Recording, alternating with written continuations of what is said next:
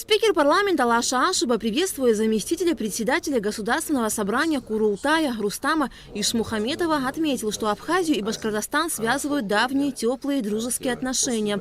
Лаша Ашуба выразил уверенность, что в ходе встречи удастся обсудить множество вопросов совместной работы. Знаем, что вы первый раз у нас, мы очень рады таким гостям.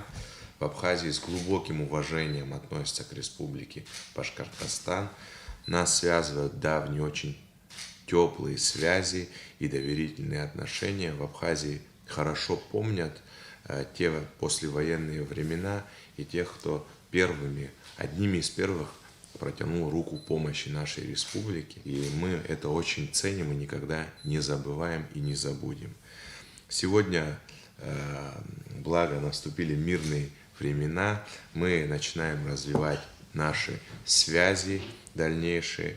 Подтверждением дополнительным этому служит визит максимально представительной делегации из вашей республики, нашей солнечной Абхазии. Мы очень рады нашей сегодняшней встрече. Я уверен в том, что и наше парламентское измерение поможет укреплять взаимоотношения между нами. Добро пожаловать! Заместитель председателя Государственного собрания Курултая Рустам Ишмухаметов подчеркнул, что Государственное собрание Курултай Республики Башкортостан уделяет большое внимание развитию межпарламентских связей с другими странами и регионами. В межпарламентском взаимодействии появятся новые направления нашей работы. В целом, в экономическом плане органы исполнительной власти, правительство, министерство, бизнес-сообщество. В сфере туризма, я знаю, есть определенные наработки. Я думаю, что в этом плане у нас есть перспектива такого взаимодействия, плоды. Ну а мы, депутаты, люди, которых выбрал народ, и мы, представляя свой народ, конечно, осуществляем и парламентский контроль, и реализуем, принимаем законы, контролируем их исполнение. Но в то же время сегодня в современном обществе от депутатов разных уровней ожидания все больше и больше нарастают. То есть это не только законопроектная работа, как в традиционном плане, но и такое выполняем определенную дипломатическую миссию, выезжая в другие регионы, другие страны. Для нас интересно это и туристическое направление, потому что понятно, что в связи с санкциями есть ограничения по выездам в другие зарубежные страны. Здесь, конечно, и локация, и море для наших граждан наиболее. Да и вообще Абхазия всегда считалась еще с советских времен своего рода мечтой, куда родители ездили, в санатории, отели. Да. Общесоветская здравница. Очень большая ностальгия. Я думаю, ощущение, что наш народ, наверное, где-то в чем-то и соскучился по Абхазии.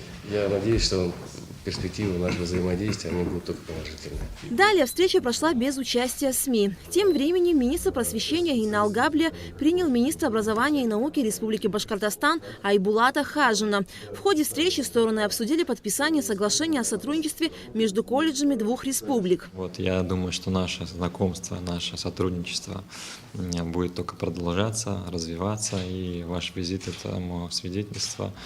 Поэтому мы сегодня готовы обсудить самый широкий круг вопросов, посетим объекты, которые могут быть потенциально использованы для детского отдыха, оздоровительного отдыха.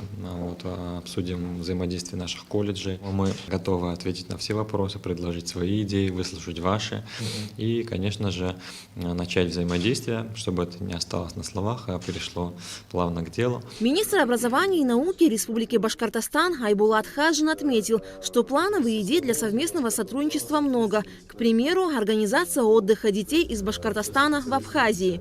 На самом деле планов у нас очень много. Мы с интересными идеями приехали. Это и отдых, оздоровление наших ребятишек, потому что, я знаю, у вас вода чище, чем в Адлере. Детям, конечно, будет, наверное, более комфортно здесь отдыхать. Я думаю, сегодня-завтра мы с вами посмотрим помещение, здание, сооружений, которые можно было бы использовать в рамках летней оздоровительной кампании. Охват у нас большой, 96% у нас не меньше детей летней оздоровительной кампании школьного возраста. Я говорил вам вчера, 519 тысяч у нас школьников Поэтому охват порядка 500 тысяч детей. Конечно, лагерный фонд у нас большой, но все равно не хватает.